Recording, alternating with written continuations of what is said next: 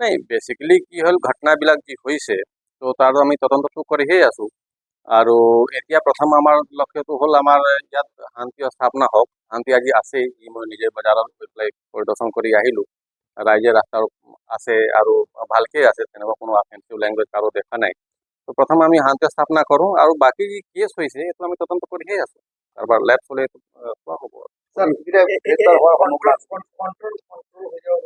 বিলকুল বিলকুল আৰু ৰাইজৰ সহযোগত আপোনালোকৰ চবৰে সহযোগিতাত এইটো গোটেই কণ্ট্ৰল হ'ব। আজিৰ দিনটো ভালকে পাৰ হৈছে আৰু শান্তি কমিটি চবেই তাত মিলি পেলাই কাম কৰি আছে আৰু চিচুৱেশ্যন এতিয়াও আজি দিনটো নৰ্মেলে গ'ল, নৰ্মেলে থাকে, তেনেকুৱাই আমি ৰাখা যিহেতু বাংলাদেশৰ